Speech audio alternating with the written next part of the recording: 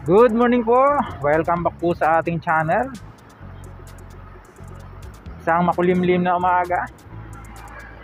Update po natin itong request ng ating pong mga kababayan dito sa Lipa. Kasalukuyan, narito po tayo sa lalawigan ng Batangas, particular nga dito po sa lungsod ng Lipa.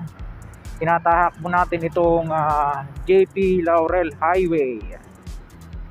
Update po natin itong Manila-Batangas Bypass Road. Umpisahan po natin dito sa Barangay Inusluban. Kakanan tayo dito sa, ito na po yung bypass road. Nako, may disgrasya na naman. Ayan, oh.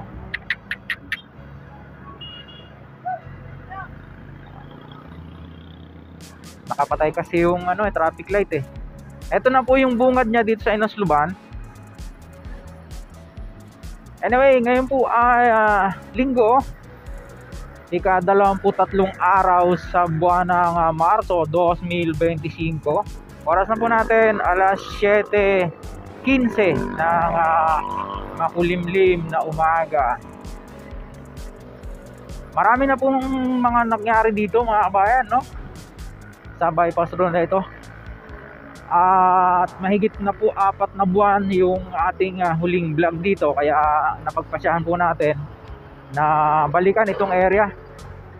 Isa po ito sa nadagdag dito na improvement, yung Caltex gasoline station. Tapos itong Edisia ay ang dami ng bahay na nakadagdag, may mga ongoing pa na construction. Batiin po muna natin ng maligayang panonood yung pong mga nag-request sa atin ng vlog dito, si Lupad Maya, tapos si Sir J.R. Reyes, dalawa na nga yung comment niya. Pasensya na po, ngayon lang tayo nagawi rito. Tapos si Sir Roderick Calieja. Yan, sana nabanggit ko po ng tama yung inyo pong mga pangalan, ano. Ayan. At sabi nila ay nadadaanan na raw hanggang doon sa may Lipa Medics Hospital. Ito po kasi ay may habang 5.75 kilometers. At from Inusluban hanggang dito sa Barangay Marawoy, isa po yan sa exit, no?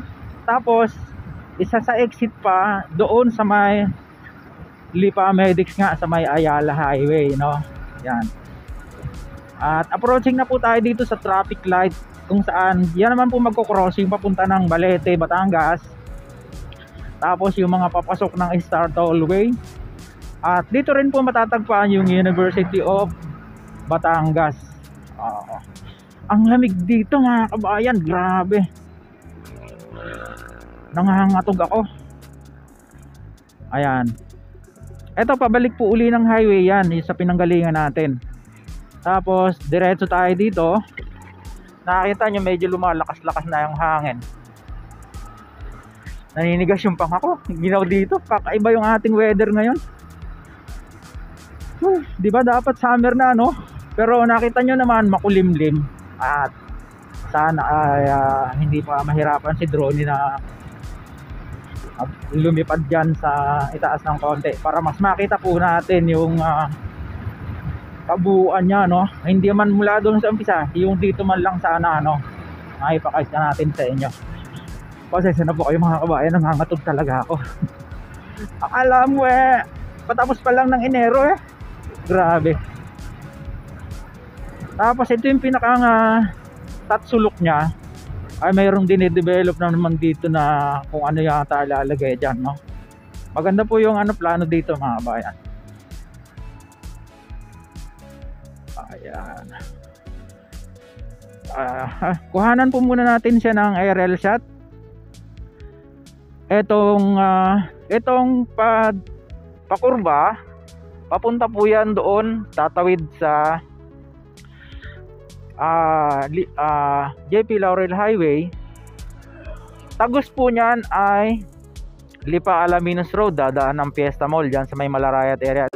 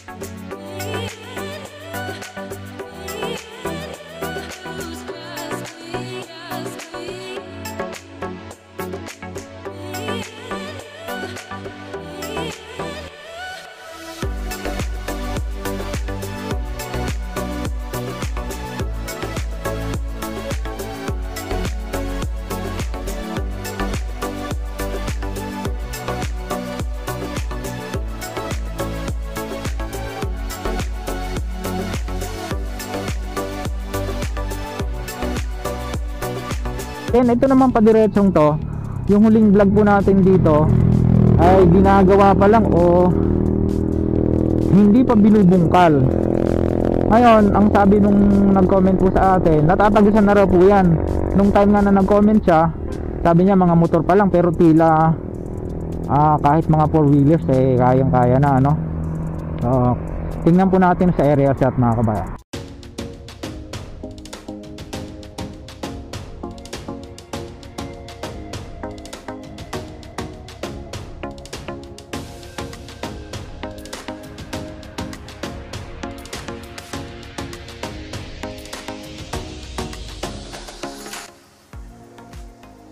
Ayun, matapos nyo pong mapanood yung drone natin papunta doon sa may intersection papuntang Lipa Alaminos Road, ano? Dito na tayo diretso. At dito po pala ilalagay mga kabayan yung Dabin dito sa Barako at Barako Triangle. At dito pa pala sa ilalagay, so magiging tourist attraction po ito. Magiging pasyalan sa in the future, no? Ayan yung picture nya, nakapicture na natin doon kanina. At magmula dito, mahigit pa po 1 kilometro papunta doon sa may Lipa Medics. At salamat nga sa Diyos dahil kahit pa paano ay natapos natin yung aerial shot kahit malakas ang hangin, no? Ang ganda ng kalsada rito na. Unlike nung huling punta natin, dito pa tayo dumaan sa may yung sa may Barangay Road papunta doon sa Ayala Highway, no? O tapos nilalagyan na rin siya ng Center Island. Ito po, naka-pattern po ito doon sa susunod nating pupuntahan mamaya, no? Doon tayo dumaan dati. Ngayon diretso tayo dito. Ito po yung subdivision na nakikita natin sa aerial shot. At kagaya nga po ng nasabi ko sa inyo kanina, naka-pattern din ito doon sa halos magkamukha siya, no? Yung susunod po nating pupuntahan yung Lipa Padre Garcia Bypass Road. Yan naman ay mag-uumpisa dyan sa Barangay Talisay sa Lipa at magtatapos sa Barangay Bawi dyan sa Padre Garcia. May U-turn slot, oh. Ayun, dire-diretso na nga mga kabayan. Malaking tulong po ito, no? Yung mga pupunta ng Batangas City via National o JP Laurel Highway o Ayala Highway, dito na kayo. At ito na nga yung naabot ng ating drone kanina. Ngayon binahin naman natin siya by land, no? Tumbok na tumbok niya yung Lipa Medics Medical Center. Yan. So hanggang dito na lang po muna yung pong ating vlog na na-share sa inyo. Sa mga ngayon lang po napagawi sa ating pong munting channel, sana po huwag niyong kalimutang mag-like at mag-subscribe, pakipindot po ang notification bell para lagi po kayong updated anytime na mag-upload po tayo ng video. Ito pong muli si Kabayang Alex, lagi nagpapaalala, ingat po tayo. Lagi tayong manalangin pagpasalamat sa Diyos. See you po on my next vlog, God willing. Hasta la, bye bye.